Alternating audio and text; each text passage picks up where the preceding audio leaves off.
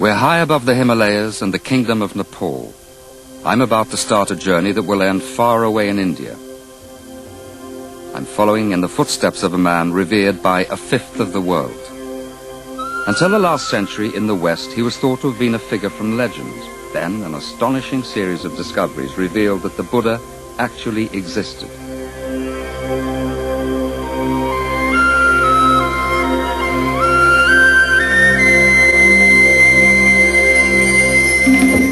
My route follows an ancient pilgrim trail lost for many centuries. And my journey begins here, in Nepal's landlocked mountain capital.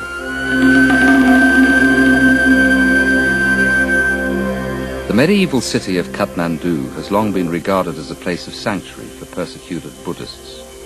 Today, it's a refuge for thousands of Tibetans driven out by the brutal Chinese regime.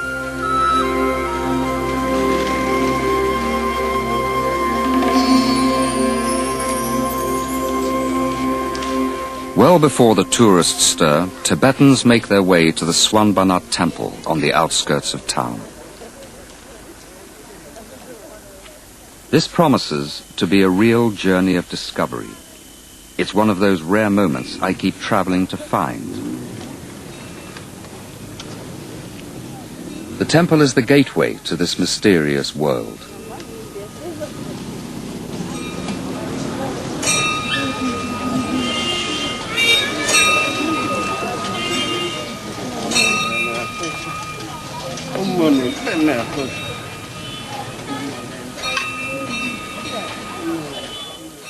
Legend says the temple was built over a holy lotus blossom, which grew from a seed dropped by Buddha.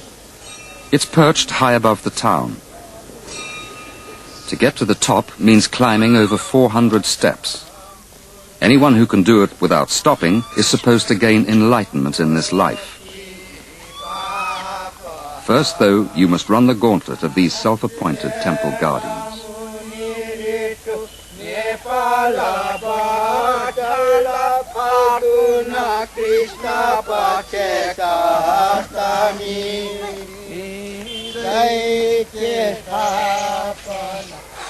Enlightenment clearly doesn't come easy.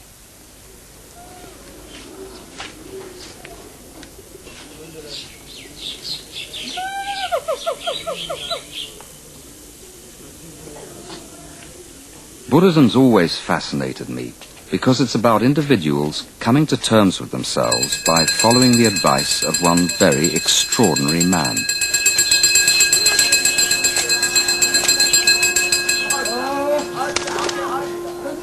Buddha's eyes gaze serenely out over the city, seeing everything and everyone.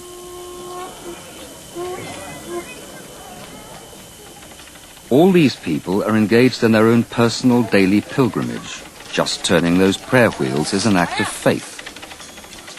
Each of the wheels contains hundreds of blessings written on scraps of paper. Spinning the wheels sends the blessings soaring out across the world.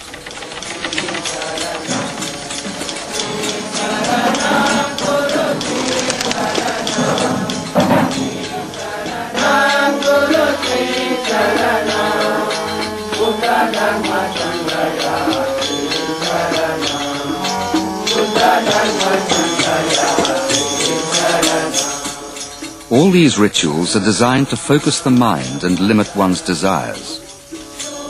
The songs are like hymns. This one's in praise of the Buddha.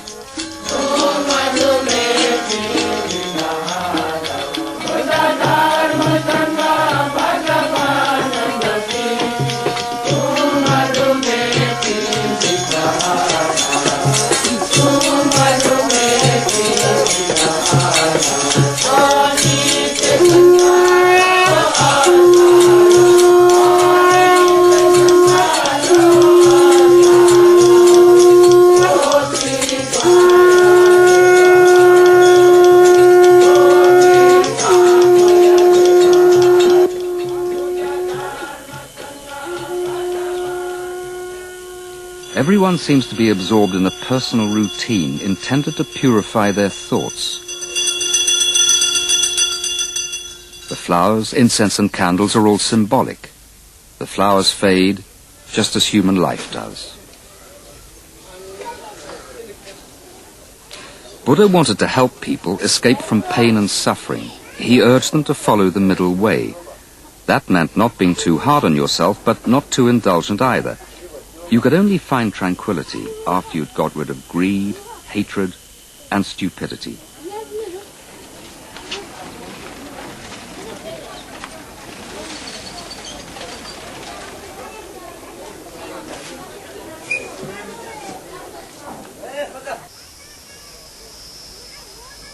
The mountains ringing the Kathmandu Valley, according to legend, used to be airborne, flying around like a flock of birds. Then, one day, the gods grounded them. They became the Himalayas. Their wings became the clouds, their feathers the mist. In Kathmandu, you can make a good living from Buddhism. And what is this? This is human skull. Human skull? Yes. Where does it come from? They're from Nepal, but some people they died here. Yeah. Then some people they're taking from the inside and they're making decoration. I then they come from see. sale. Then we buy, then we sell it. Yeah? Alas, poor Yorick. How much do you want for this? $150. Oh, no, I don't think I want him on my mantelpiece, actually. What else have you... You want to buy this? No, I don't want to cook it. No, you have to cut yourself when you take it out, don't you? You have to draw blood. Now, what about these prayer wheels? This is prayer, Tibetan prayer wheels. Yeah? How many prayers in that? 180. Like this? 18. Yeah, like Yeah? this. Yeah. 108 times they pray like this. Om Mani Padme Hum, Om Mani. Yeah? When they're making prayer, people they give them good love. Yes? Yeah, morning time they pray. How much is that one? This 800 rupees. Yeah. This is Tibetan bell. Look. Can you show me how that works? Yes, I'll show you. Yeah.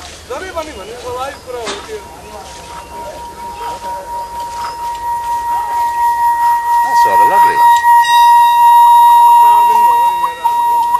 It's amazing. It's amazing. It's long song. That's beautiful. In workshops throughout the city, sculptors are turning out statues which will fetch high prices abroad.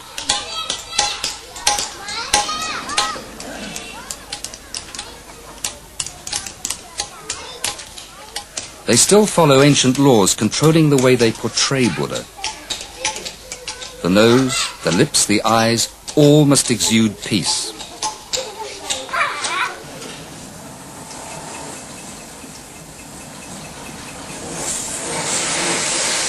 This golden Buddha is being made for a customer in Frankfurt. The price? $5,000.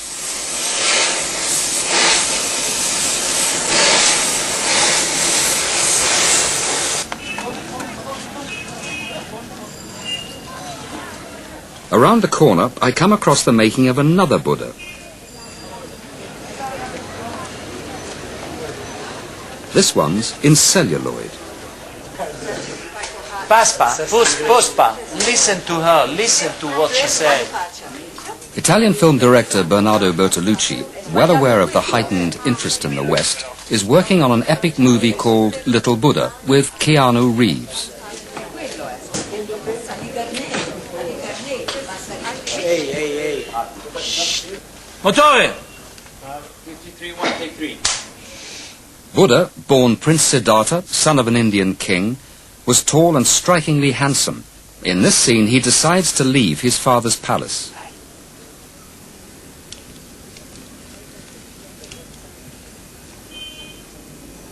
Oh, my father, why have you hidden the truth from me for so long? Why have you lied to me about the existence of sickness, poverty, death, and old age?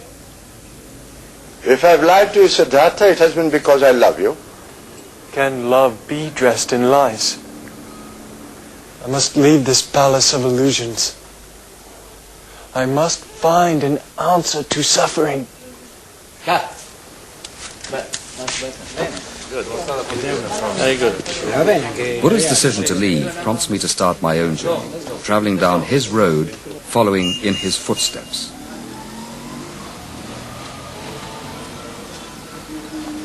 Are you Nepalese? No, I'm a Tibetan. How long have you been over here? Since 1963. Yeah. I lived in Kathmandu. I grew up in Kathmandu. And you came over with your family? Yes. Yeah. This was what? Because of the Chinese? Yes, because of Chinese invasion in 1959. Uh-huh. Because they took over the Tibet and they're destroying all the monasteries and so on. Uh-huh. I'll tell you... Zoom down.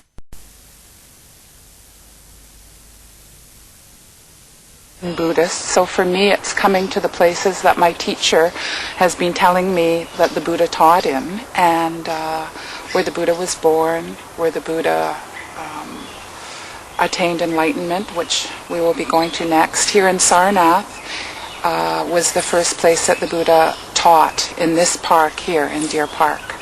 So for me it's coming to these places that I've heard about, and I can sit where the Buddha sat. I can walk where the Buddha walked. It's wonderful.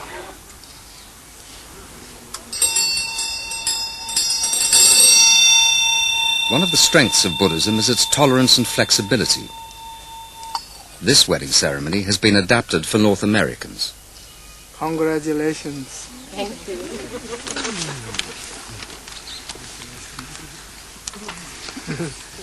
Lots of happiness. Thank you. Thank you very much. Okay. Many happiness.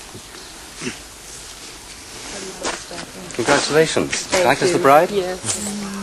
It's Thank wonderful. you very much. Congratulations, Terry. Couldn't have gotten here without you. No, it was a pleasure. It was a pleasure. How does it feel? It feels wonderful. Yeah. It's a very special energy. There's a notice down there that says Buddha used to meditate on this very spot. It's the place where you got married. That's quite special, isn't it? Yes, very. Great. I guess there's tea party to follow. Sarnath goes back a long way, but it wasn't until 1834 that anyone knew what the Great Stupa was doing here. Alexander Cunningham, a young lieutenant, excavated it and found an inscription dedicated to the Buddha. It baffled him. There were no Buddhists in India, and no Indian recollections of Buddhism. Then he came upon the journals of 2 Chinese monks who had made their own Buddhist pilgrimages 1,000 years earlier. Suddenly, suspicions that the Buddha was not a god, but a man who'd lived in India, were confirmed. And so began the revival of the ancient pilgrim sites.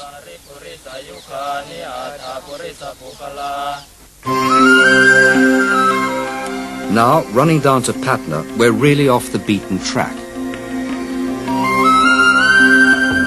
We've entered Bihar, the most lawless state in the subcontinent. Tourists never venture here, neither do other Indians if they can help it.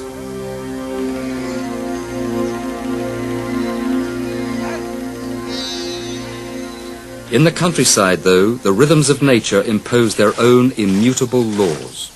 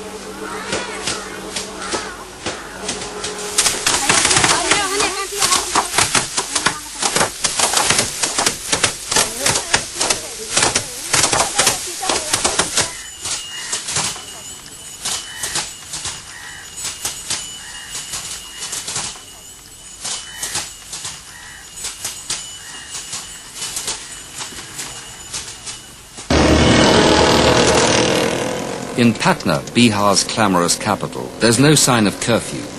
Perhaps because, with a fifth of its population living rough on the streets, it's impossible to impose. The talk here is all of criminality and corruption. But 2,500 years ago, Patna was regarded as the finest city on earth, greater even than Athens. The British resurrected something of that grandeur during the Raj, spreading themselves along the banks of the Ganges. Buddha, though, who knew it well, prophesied a grim end for Patna. He thought it doomed.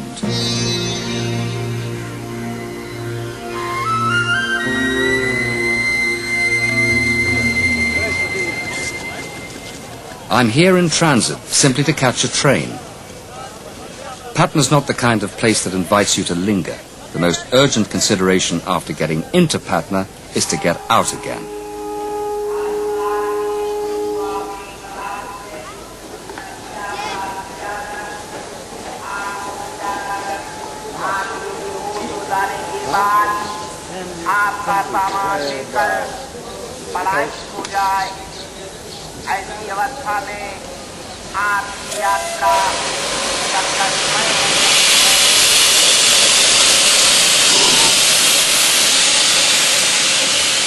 Make it quick. I think my train. 1 minute. My train goes, huh? Quick. And the other one, all right? Two different coloured shoes.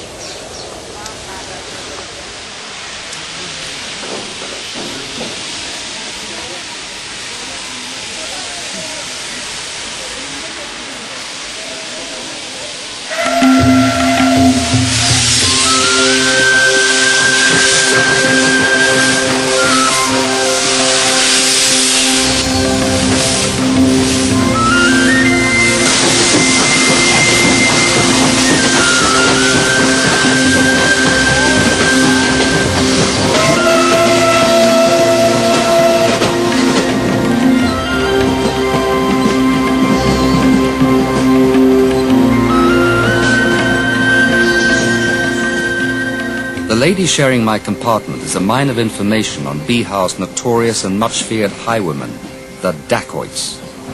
Tell me something about the dacoits who are associated with this state.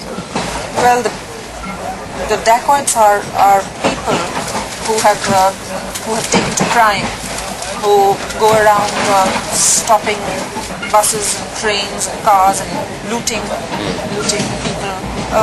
There's nothing you can do with them because they have support of politicians, they have support of bureaucracy as well sometimes, and they're extremely sort of, they're like the mafia warlords. It's corrupt through and through, yeah. It is. Which is what we're steaming through at the moment, I think, isn't it?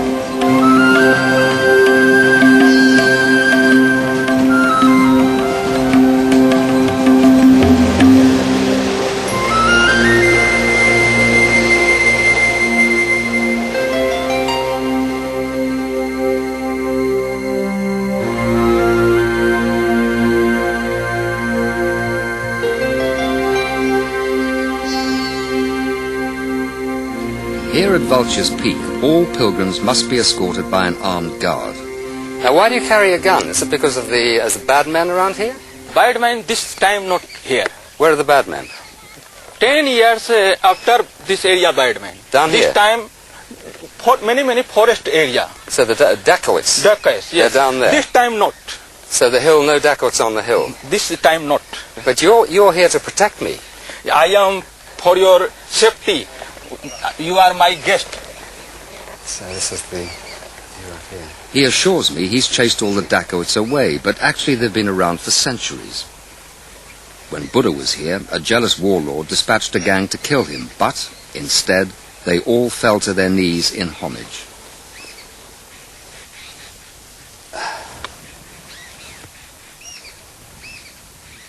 From this spot, he preached a famous sermon to a congregation of 5,000, an enormous gathering for those days.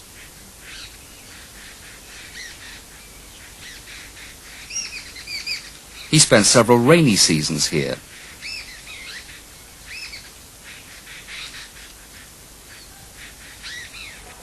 At nearby Rajgir, he frequently bathed in the Kalanda tank, which is still a public bathhouse.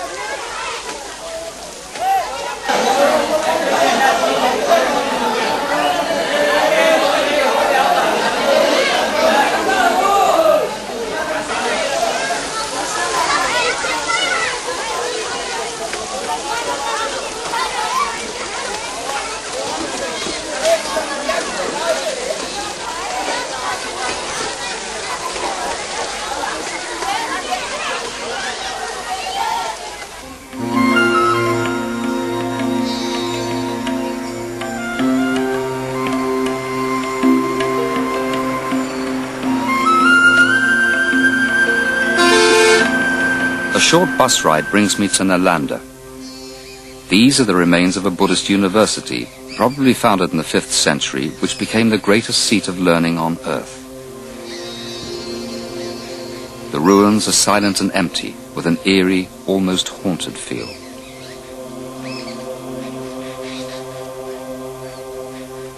Then, as is the way in India, something totally unexpected happens. A group of Tibetan monks carrying a little boy make their way to the site of the temple.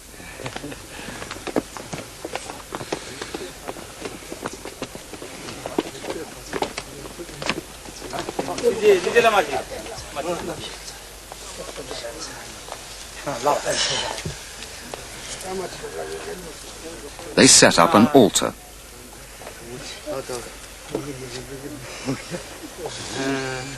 The child is clearly no ordinary monk.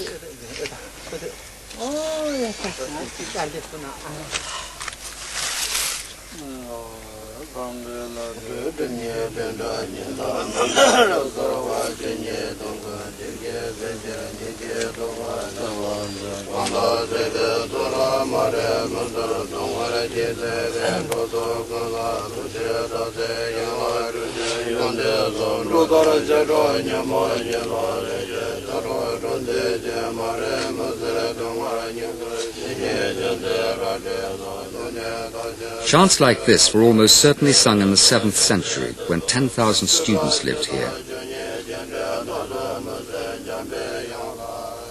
To gain admission, they had to pass an oral exam conducted by the gatekeeper. Competition was fierce, and only 1 in every 200 candidates was successful.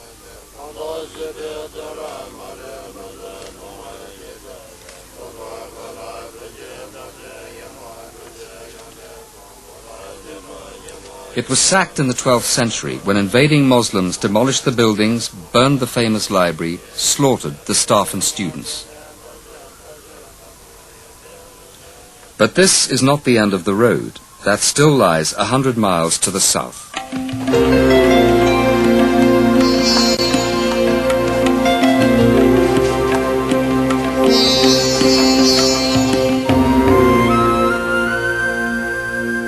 Bodh Gaya, where Buddha gained enlightenment.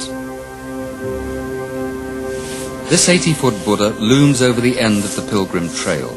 Here, at the age of 35, he found enlightenment, or ultimate understanding. For the next 45 years, he devoted himself to others. In a famous sermon, he said, "Having reached the shore myself, I carry others to the shore. Being free, I make others free. Being perfectly at rest, I lead others to rest."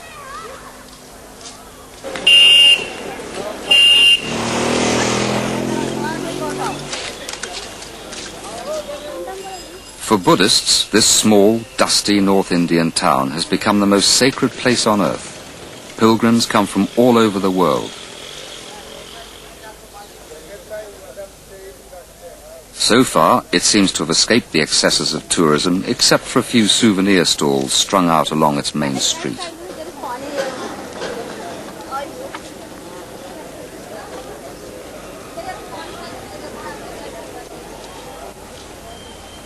These temples, erected by Buddhist countries abroad and staffed by hand-picked monks sent over specially, have a kind of political presence, like embassies in the Vatican.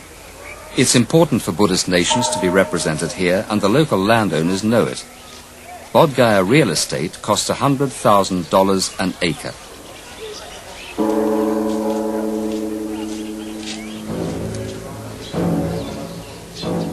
And this is the reason. The Mahabodhi temple is the heart beating at the center of the Buddhist world. It too was plundered and vandalized and allowed to crumble into a sad state of disrepair. But then those British enthusiasts arrived. Led by Cunningham and working from an image found on an ancient clay tablet, they rehabilitated the Mahabodhi temple. It's Buddhism's latest and most noble reincarnation.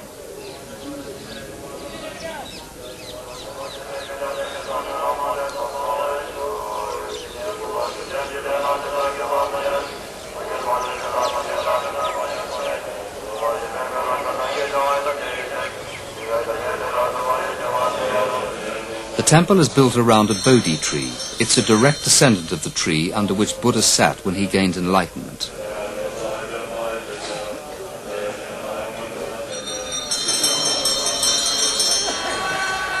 Today, the tree is giving shade to monks from all over the country. At the center sits another tiny boy.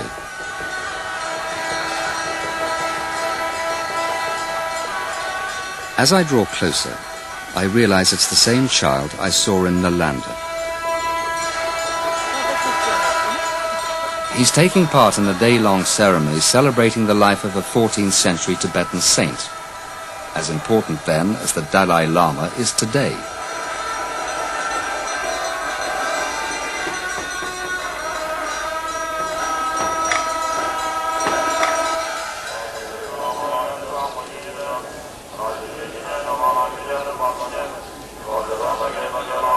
The child turns out to be the reincarnation of a venerated monk who died recently. But how can an old man reappear as a 2-year-old? I arrange to meet the boy and his guardians in the temple grounds.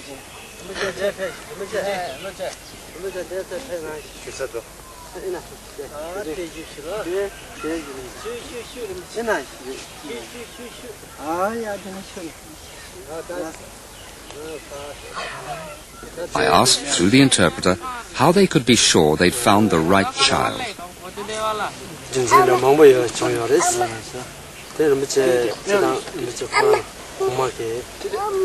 There are a number of reasons why we feel absolutely certain, and we are very happy.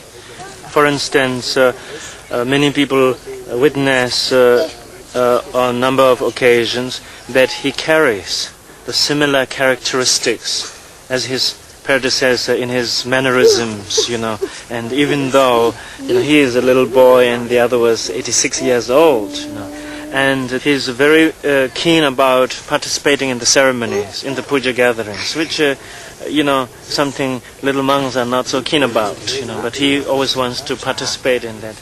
And then the other thing was there are Rinpoches in the lineage who have the abilities to recognize incarnate lamas. We approach them, and that based on their insight or their clairvoyance, they recognized him as the successor or as the reincarnation of the previous one.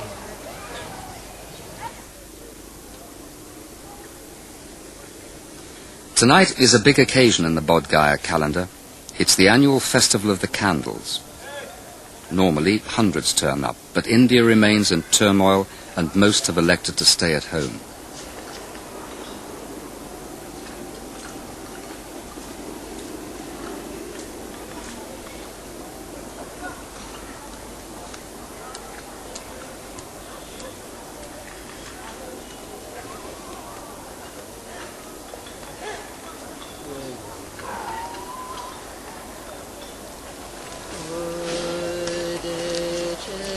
This place, lying at the epicenter of the Buddhist world, is an oasis of peace and light.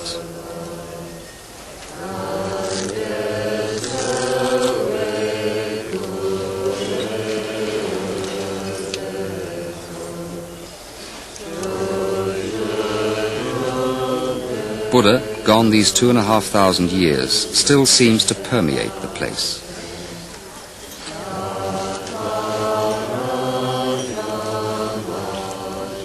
There's so much faith here in Bodh Gaya. Bodh Gaya is where the pilgrims from Tibet walk to. It's so important, and to be a part of that, to be a part of their faith, for me it's sharing my beliefs, feeling part of a large family.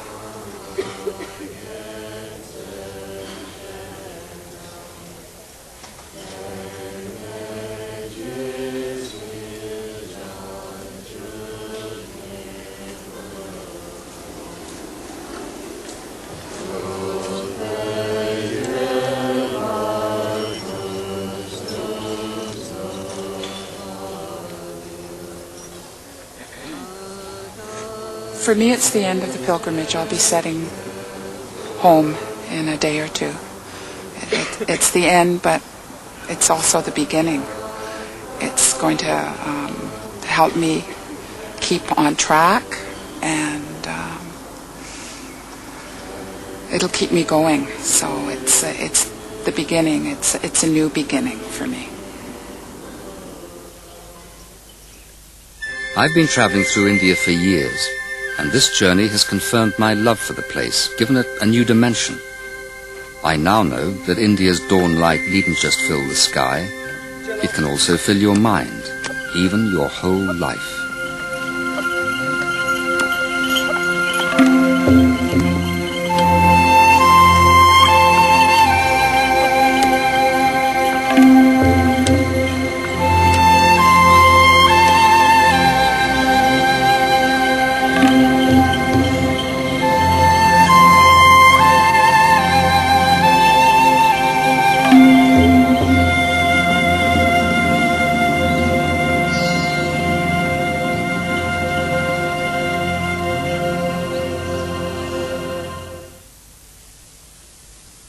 Well, next Sunday's legendary trail on BBC One joins thousands of pilgrims as they sing and dance their way to the Andes, to a holy mountain in the shadow of a glacier.